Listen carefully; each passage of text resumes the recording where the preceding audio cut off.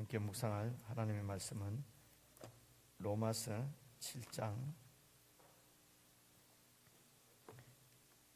1절부터 13절까지 말씀입니다. 로마서 7장 1절부터 13절 천천히 한 말씀씩 저와 여러분이 나누어서 읽겠습니다. 로마서 7장입니다. 형제들아, 내가 법 아는 자들에게 말하노니 너희는 율법이 사람의 살 동안만 그를 주관하는 줄 알지 못하느냐. 남편 있는 여인이 그 남편 생전에는 법으로 그에게 매인 바 되나 만일 그 남편이 죽으면 남편의 법에서 벗어났느니라. 그러므로 만일 그 남편 생전에 다른 남자에게 가면 음부라 이르되 남편이 죽으면 그 법에서 자유케 되나니 다른 남자에게 갈지라도 음부가 되지 아니하느니라. 그러므로 내 형제들아, 너희도 그리스도의 몸으로 말미암아 율법에 대하여 죽임을 당하였으니 이는 다르니 곧 죽은 자 가운데서 살아나신 이에게 가서 우리로 하나님을 위하여 열매를 맺히게 하려 함이니라. 우리가 육신에 있을 때에는 율법으로 말미암는 죄의 정욕이 우리 지체 중에 역사하여 우리로 사망을 위하여 열매를 맺게 하였더니 이제는 우리가 얽매였던 것에 대하여 죽었으므로 율법에서 벗어났으니 이러므로 우리가 영의 새로운 것으로 섬길 것이요 의문의 묵은 것으로 아니할지니라. 그런즉 우리가 무슨 말하리요? 율법이 죄냐? 그럴 수 없느니라. 율법으로 말미암지 않고는 내가 죄를 알지 못하였으니 곧 율법이 탐내지 말라 하지 아니하였다면 내가 탐심을 알지 못하였으리라. 그러나 죄가 기회를 타서 계명으로 말미암아 내 속에서 각양 탐심을 이루었나니 이는 법이 없으면 죄가 죽은 것임이니라. 전에 법을 깨닫지 못할 때에는 내가 살았더니 계명이 이름에 죄는 살아나고 나는 죽었도다. 생명에 이르게 할 그 계명이 내게 대하여 도리어 사망에 이르게 하는 것이 되었도다. 죄가 기회를 타서 계명으로 말미암아 나를 속이고 그것으로 나를 죽였는지라. 이러 보건대 율법도 거룩하며 계명도 거룩하며 의로우며 선하도다. 그런즉 선한 것이 내게 사망이 되었느뇨? 그럴 수 없느니라. 오직 죄가 죄로 드러나기 위하여 선한 그것으로 말미암아 함께 읽겠습니다. 나를 죽게 만들었으니 이는 계명으로 말미암아 죄로 심히 죄되게 하려 함이니라. 아멘.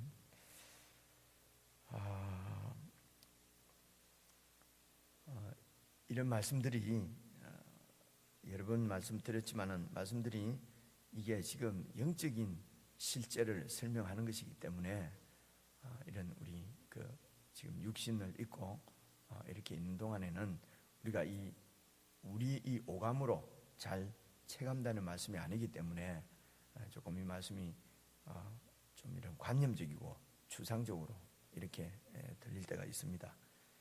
그래서 이제 이게 중요합니다. 하나님께서 우리에게 주신 말씀이 진리고 우리가 느껴지고 보고 뭐 이렇게 우리가 알아지는 우리의 이런 오감으로 우리의 이성으로 지혜로 알아지는 이런 것들은 사실은 바뀔 수도 있고 우리가 잘못 볼 수도 있고 그러니까 그게 진리가 아니라 말입니다.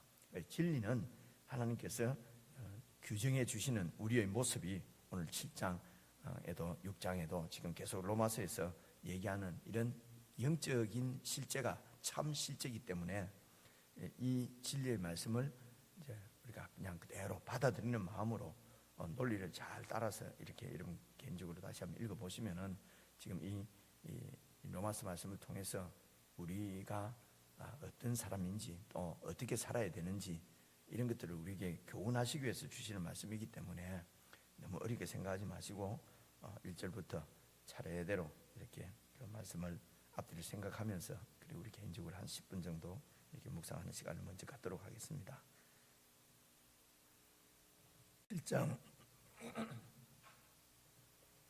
여러분 1절을 보시면은 형제들아 내가 법 아는 자들에게 말하노니 그러니까 이 지금 바울이 이 로마서를 쓰면서 염두에 두고 있는 신경 쓰는 사람은 법 아는 자들입니다. 그렇죠? 이 법은 어제도 말씀드렸듯이 율법을 얘기하는 것입니다.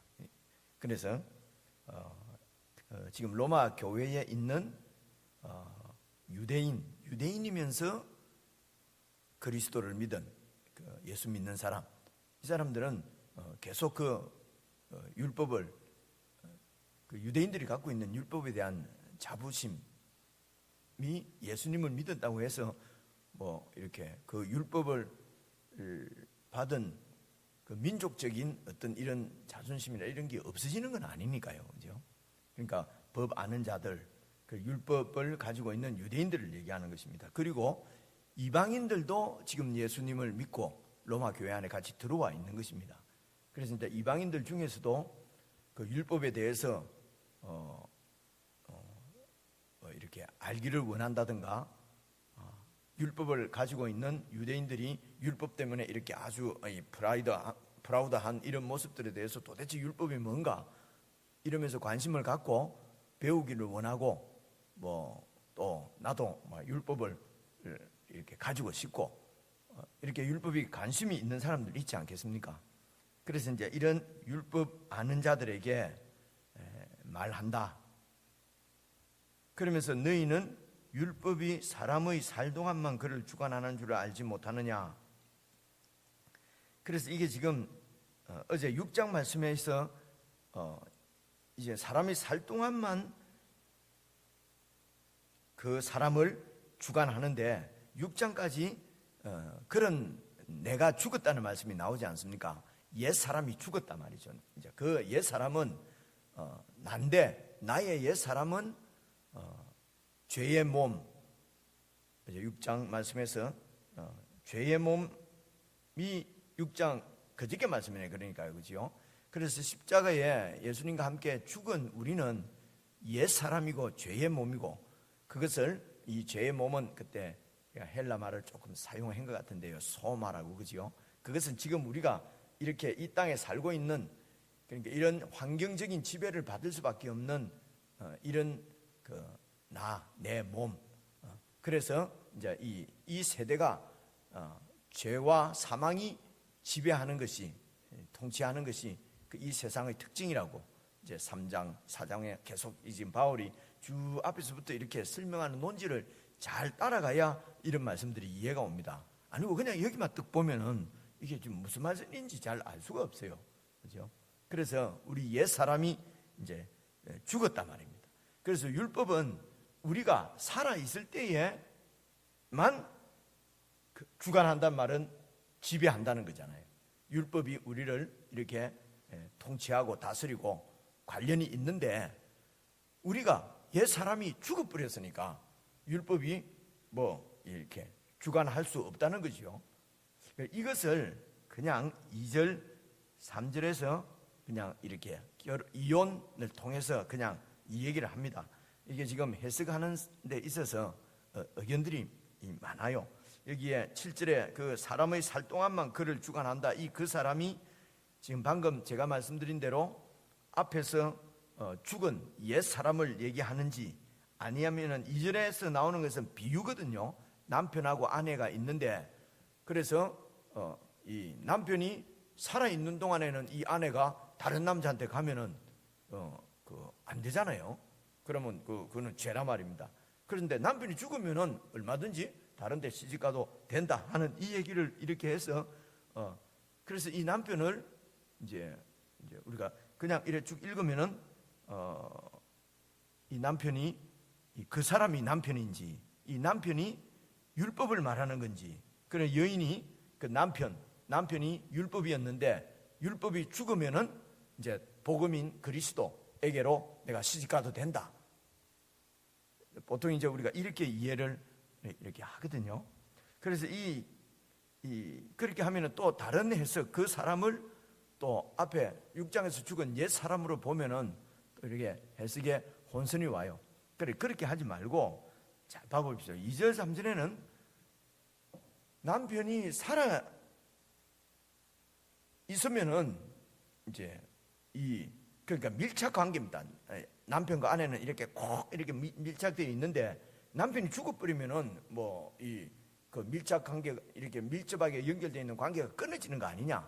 이거는 자 우리가 다 어떻게 해석하든지 간에 2절 3절은 비유 이야기란 말입니다. 결혼해서 부부가 사는데 남편이 뻔히 살아 있는데 여인이 이제 다른 남자를 만나고 하면은 그건 죄다 말입니다. 그래서 그만큼 남편과 아내는 딱 이렇게 밀착되어 있는데 이 관계가 남편이 죽어버리면 끝나는 거 아니냐? 그래서 우리가 옛 사람 죽은 우리는 율법하고 딱 이렇게 남편과 아내처럼 밀착이 되어 있는데 옛 사람이 죽어버리면은 율법하고는 관계가 끝나는 거 아니냐? 이걸 설명을 하는 것입니다. 그래서 이런 설명들이 왜 복잡하게 이렇게 많이 나와 있냐면은 지금 유대인들이 생각하는 율법에 대한 전통적으로 1000년 동안 이 유대인들이 이제 율법에 대해서 생각하는 그 의식이 있을 것 아닙니까? 그런 전통이랄까? 모세가 하나님으로부터 율법을 받아서 지금 1000년이 지났거든요. 모세가 이 애굽에서 나올 때가 1400년도로 보통 이렇게 보거든요. 그러니까 그때 율법을 받았으니까 이 예수님 당시는 벌써 1400년, 1500년 가까이 되는 동안 이게 율법을 이제 우리는 율법이 있기 때문에 하나님의 백성이고 이 율법 때문에 하나님의 은혜가 우리가 임했고 그래서 율법이 없는 이방인들은 완전히 뭐 이렇게 진짜 하나님하고는 전혀 관계 없으니까 아주 죄인 취급하고 이러면서 1500년을 살았단 말입니다. 그러니까 이 바울도 그 율법에 대해서는 아주 뭐 율법의 대가였잖아요.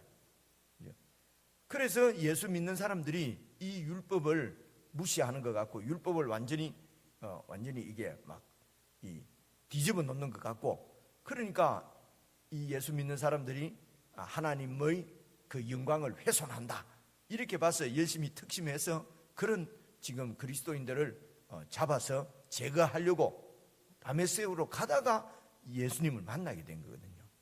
그래서 예수님을 만나고 이 바울은 이 율법에 대해서 구약 성경에 주어진 율법을 예수님 안에서 다시 해석을 하게 된 것입니다. 예수님 안에서 다시 해석을 하게 됐는데 그래서 예수님 안에서 뭐가 달라졌다는 것이 아니고 하나님께서 구약의 율법을 주신 의도가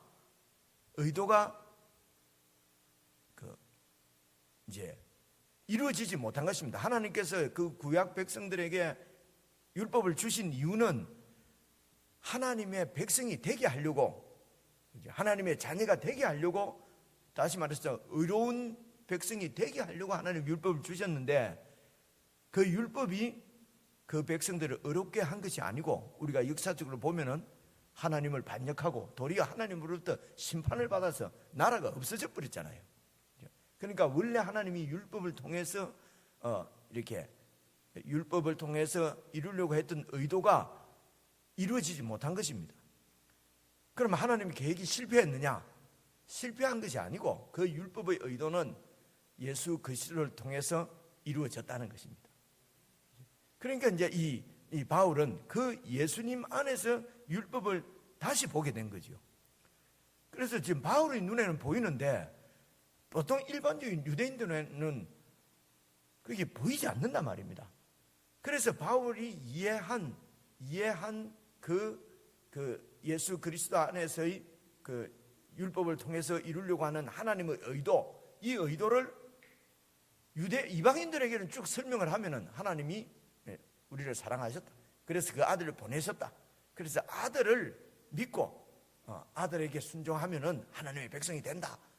이렇게 하면은 이방인들은 그 얘기가 그냥 이때까지 잡신을 섬기고 살았잖아요. 막 아무데나 보고 빌고 막 이렇게 살았는데 하나님의 아들 예수님 안에서 모든 죄를 사함받고 하나님의 아들로 받아들여진다고 하는 것이 아주 큰 복음이었어요.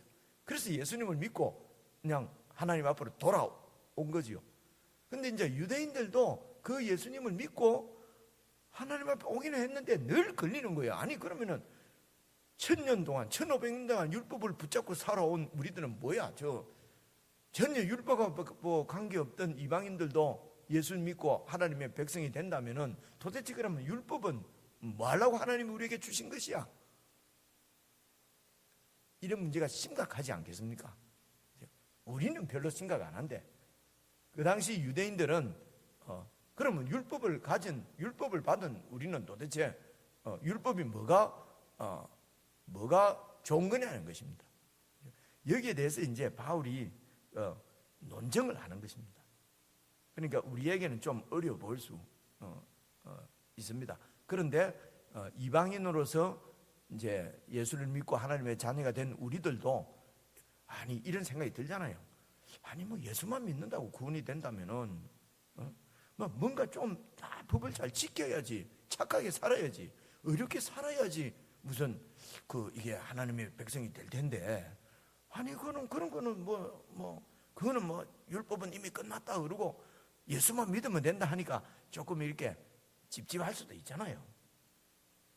안 찝찝합니까?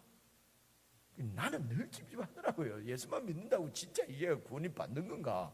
그리고 나를 아무리 봐도 예수 믿는다고 해서 예수 믿었다고 해서 별실이 뭐 더 거룩해진 것 같지도 안 하고, 별신이 내 생각이 깨끗해지는 것 같지도 안 하고, 내나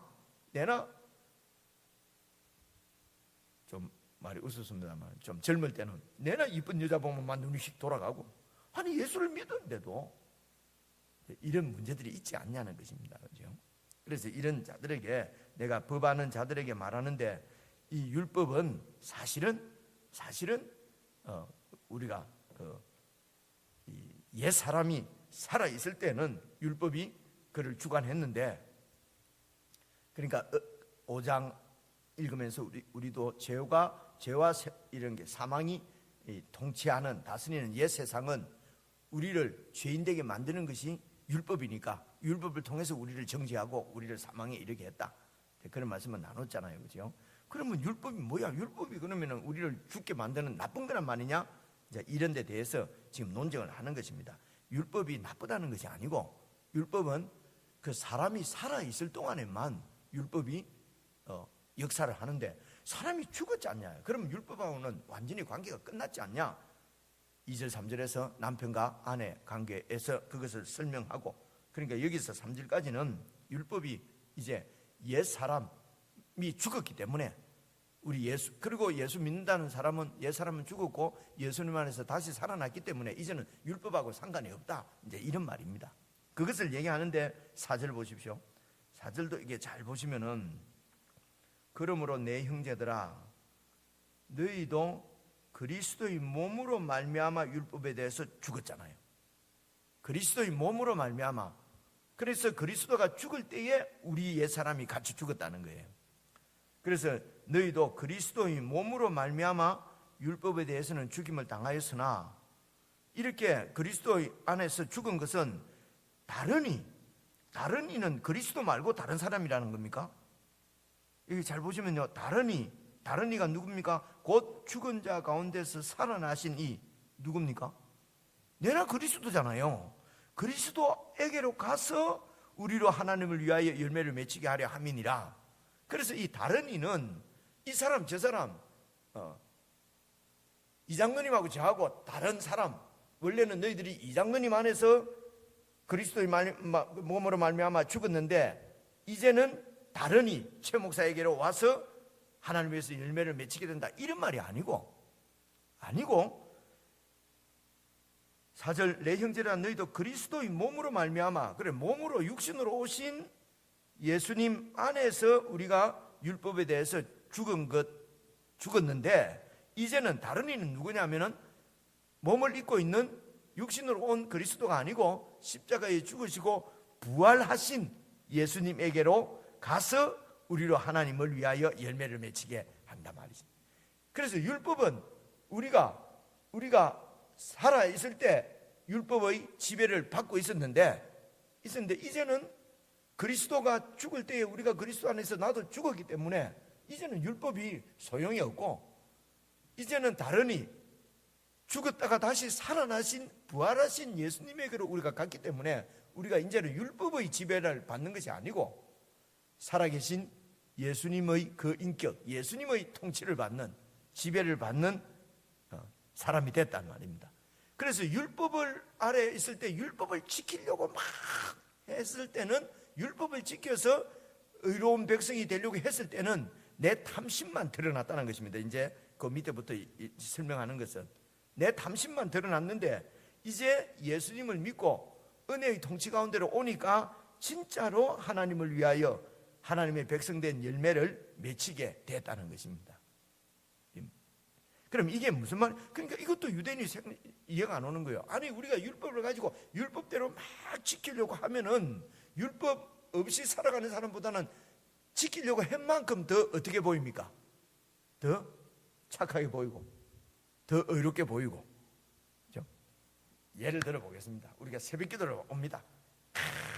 새벽 기도를 교회에서 정한, 매일 그래도 교회가 모이기로 했는데 내가 이걸 지켜야 될 거 아니야. 적어도 내가 집사쯤 되고 장로쯤 되면은 내가 새벽 기도는 지켜야 되지 않나 하고 이제 오실 거 아닙니까? 그런데 이 율법을 안 지켜버리는 거야. 아이고, 지키기도 힘들다, 곤란하다. 그러면 그렇게 하면은 율법에 대해서 그런 책임감을 안 갖게 되면은 아예 이제 예배 안 올 거 아닙니까? 그러면은 이렇게 이제 율법을 지키는 마음으로 새벽기도에 계속 왔다 그래 봐요. 그럼 중간에 힘들고 어려울 때도 있잖아요. 그래갖고 누가 한 명이 빠지잖아요. 빠지면은 율법을 더 열심히 해서 율법을 지켜야 되는데 못 지켰다 이거지. 누구는, 저 김 집사는, 박 집사는. 근데 나는 계속 막 와서 졸더라도 나는 와야 된다. 그래가지고 막 계속 이제 오면은 우리가 보기에는 아주 거룩하고 더 잘 믿는 것 같고 더 이렇게 이제 무슨 말인지 이해하겠지, 그죠? 어려운 말이 아니에요. 이제 그런 얘기예요. 그런데 이제 그렇게 지키는 것이 아니고, 이제는 율법 아래 있는 것이 아니라 이제 다시 부활하신 예수님에게로 가서 이제는 은혜의 통치를 받는다는 말은, 그러니까 이 율법을 지키려고 해서 나오는 것이 아니라 이 은혜 받은, 예수님을 통해서 주어진 은혜를 다 아는 얘기예요. 그 얘기를 지금 설명하니까 어려웁니다. 그러니까 서로 연애하는 사이다. 그러면 새벽에 만나자 그러면 안 오겠습니까? 잠도 안 자고 해야지. 안 헤어질라. 새벽 기도 오는 게 아니고 철야 기도 하려고 그러죠. 막 헤어지기 싫어가지고. 이런 비유를 하자면 지금 이런 얘기를 하는 것이거든요. 그러면 이제 법 아래서 율법을 지키는 마음으로 우리가 이렇게 하나님 앞에 의롭게 살면은 어떤 문제가 있냐면은 5절 한번 봐보십시오. 우리가 육신에 있을 때는, 그러니까 옛사람이 죽지 않고 살아있을 때는 율법으로 말미암는 죄의 정욕이 우리 지체 중에 역사하여 우리로 사망을 위하여 열매를 맺게 하였더니, 어렵잖아요. 이게 이제 이것이 여러분 이제 7절부터 다시 한번 보시겠습니다. 그런즉 우리가 무슨 말 하리요? 율법이 죄냐? 그러니까 율법이 죄냐? 이 말은 이렇게 바울이 지금 묻는 게 무엇입니까? 묻는 이유가, 문제는 율법이 아니고 죄라는 것입니다.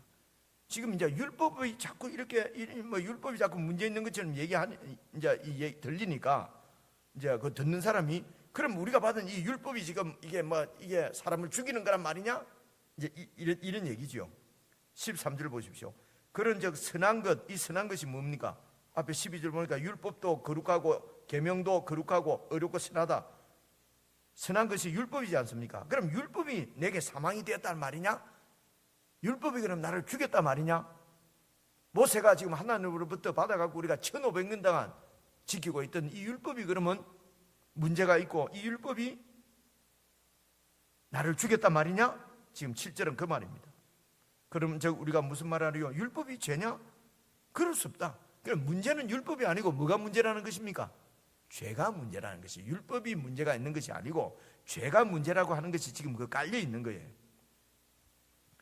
그래서 율법으로 말미암지 않고는 내가 죄를 알지 못하였으니, 곧 율법에 탐내지 말라는 말씀이 기록이 안 돼 있다면은 내가 지금 탐심인지 뭔지도 알지 못했을 것이다. 여기까지는 유대인들이나 뭐 다 동의하는 얘기예요. 유대 그리스도인들이 다 그렇지, 율법이 없으면 우리가 죄인인 줄 모르지 까지는 다 동의를 하는데 8절부터는 이제 이 동의가 잘 안 되는 내용이에요. 그러나 죄가 기회를 타서 계명으로 말미암아 내 속에서 각양 탐심을 이루었나니 이는 법이 없으면 제가 죽은 것입니다. 여기 각양 탐심을, 죄가 계명을 가지고 율법을 가지고 내 속에 탐심이 더 생겼다는 말입니다. 이게 무슨 말이냐면 탐심이 우상숭배다 이런 얘기 들어보시죠, 그렇죠? 탐심은 나를 섬기는 것입니다. 어제도 나온 말씀이잖아요. 그렇죠?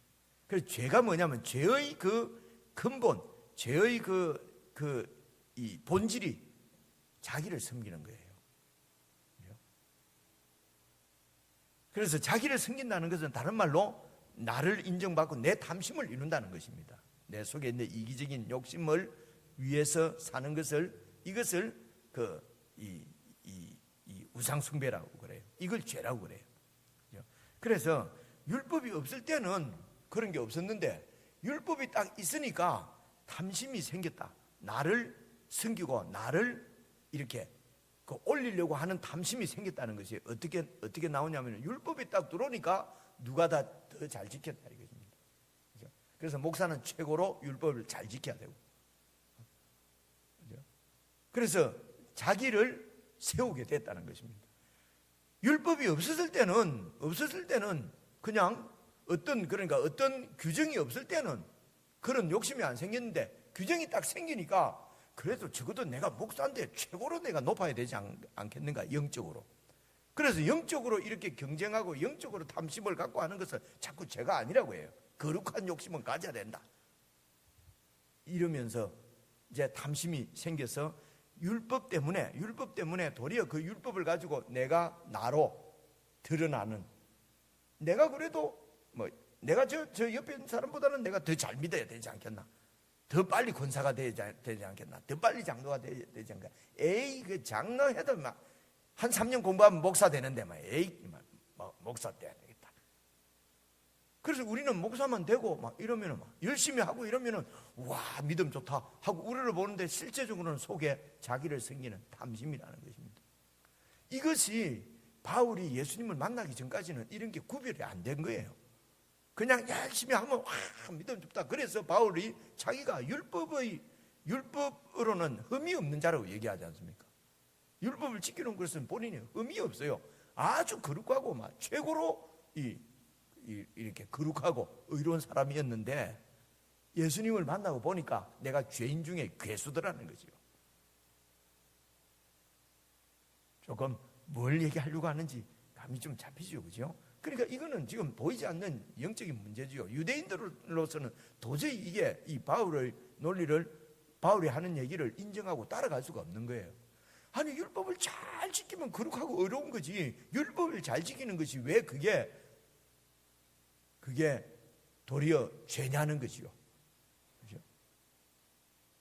근데 바울은 지금 그 얘기하는 것입니다. 그래서 오직, 우리가 찬송 부를 때도 오직 예수, 나는 죽고 오직 예수, 이 찬송을 부르면서 정말 은혜가 되고요. 한편 마음으로는 도대체 찬송을 부르는 우리가 정말 이 말의 의미를 알고 부르는 것일까? 그저 곡이 좋아서 그저 오직 예수님이다 이러는 건가? 이제 이런 생각도 제가 조금 해봤습니다.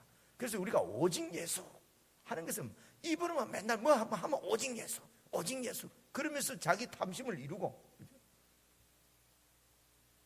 오직, 이게 지금 남 얘기할 건 없어요. 남 얘기를 할 건 없는데 지금 뉴스에 계속 나오고 하는 그 교회의 가장 특징이 오직 예수입니다. 알아들은 분은 알아듣고, 그러니까 들어오나 오직 예수 하는데 오직 예수가 아니죠. 내 탐심만 자꾸 드러나 보이지 않습니까? 이게 잘했고 못했고 이런 걸 떠나서 이제 예를 들려고 하는 말입니다. 아니, 무슨 말을 하려면 확실하게 말을 해야지 이상하게 말하나 여러분, 그렇게 남은 교회 얘기니까 이런.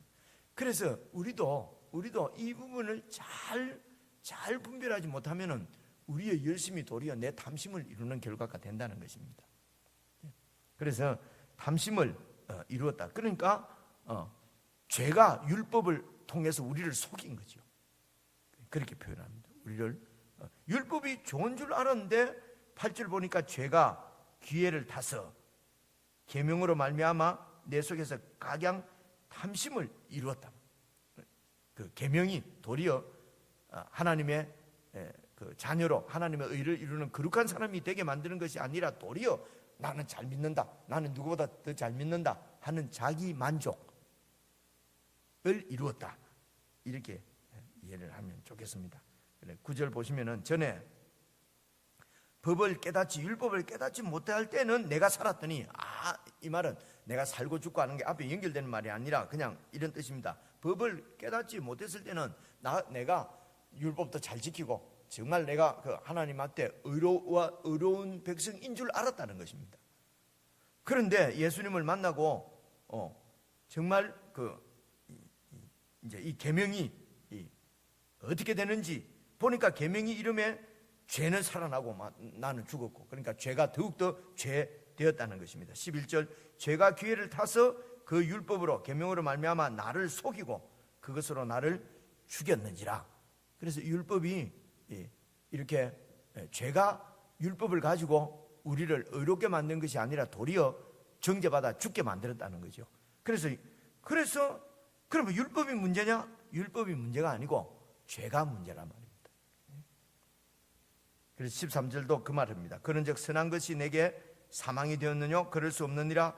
오직 죄가 죄로 드러나기 위하여 선한 그것 그 율법으로 말미암아 나를 죽게 만들었으니 이는 이 계명, 내가 계명이나 율법이나 같은 말입니다. 율법으로 말미암아 죄로 더욱더 심히 죄되게 만들었다. 율법을 진짜로 깨닫고 보니까 율법이 나를 구원을 이루는 것이 아니라 도리어 큰 죄인인 것을 보게 했다. 그래서 율법이 문제냐? 율법이 문제가 아니고 죄가 문제지요. 죄는 뭡니까? 내 안에 있는 나에게서 나오는 것입니다.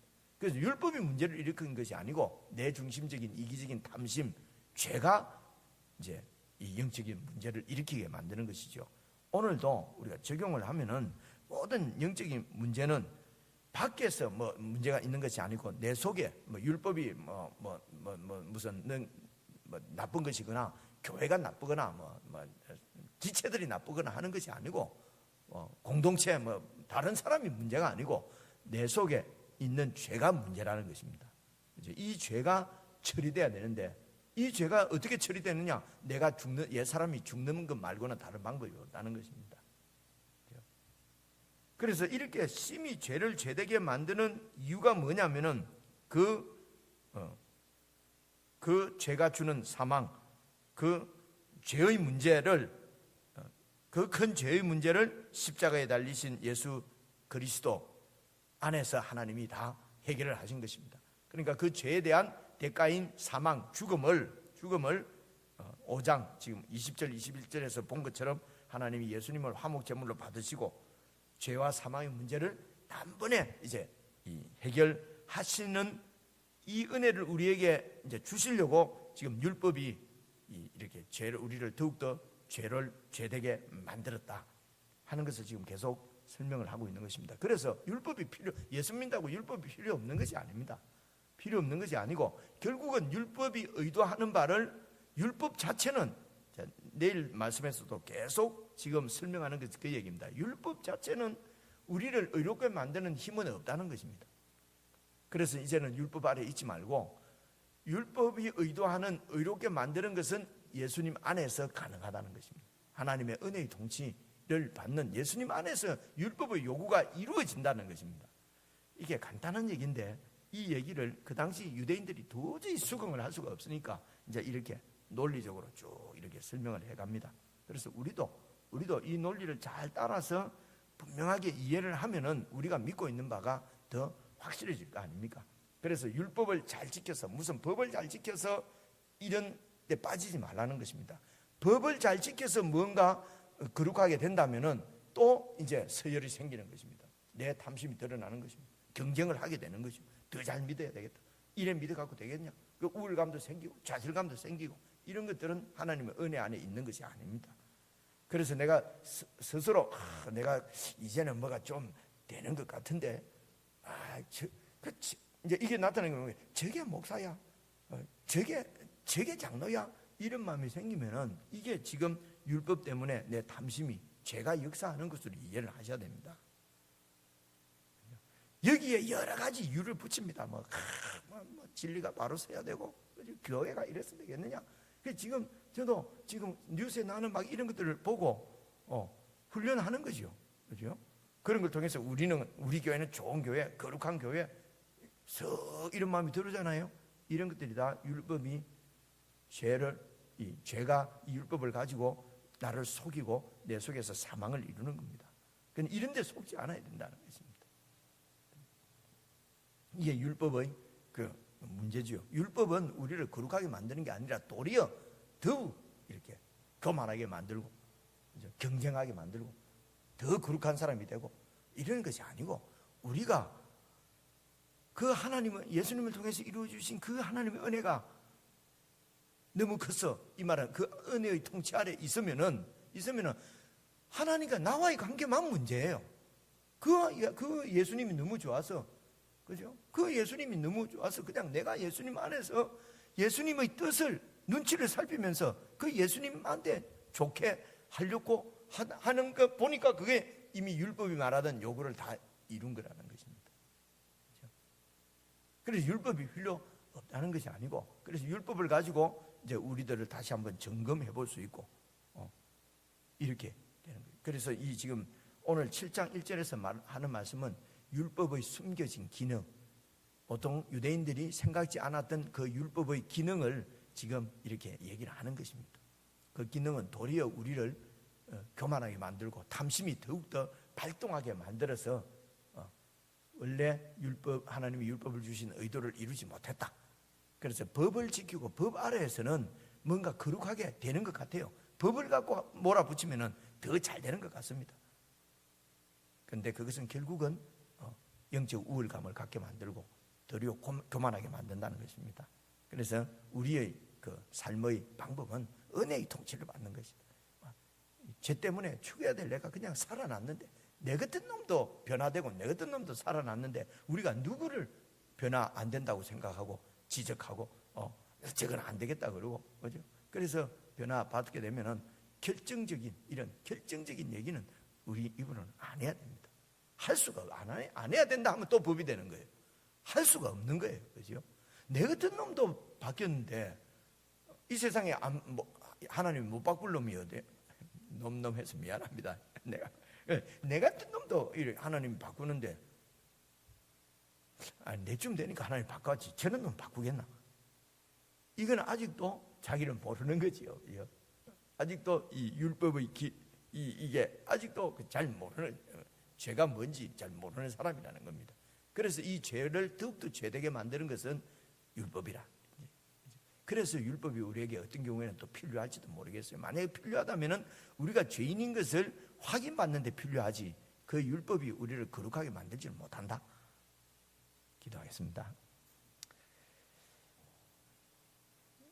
하나님 아버지, 우리가 어렴풋이 또 상식적으로 알고 있는 이야기지만 하나님 말씀을 통해서 반듯하게 정리하고, 오늘 우리가 함께 묵상한 말씀처럼 이미 우리는 율법과는 관계가 끝난 죽은 사람인 것을 기억하고, 이제 우리가 살아가는 행동의 모든 지침은 내 사랑하는 예수님의 뜻을 살펴서 그 뜻에 예수님의 뜻이 내 뜻이 되도록 예수님을 기쁘게 해드리는 그런 마음으로 살아가는 은혜의 통치를 받는 사람인 것을 늘 기억해서, 하나님, 혹시라도 우리가 율법 때문에 영적인 우월감을 갖고 다른 사람을 멸시하고 또 마음으로 정죄하고 마음으로 무시하고 그런 교만함에 빠지지 않을까 늘 조심하고 우리를 돌아보며 내 모든 삶이 정말 나를 사랑하신 주님께 우리의 전부를 드리는 마음으로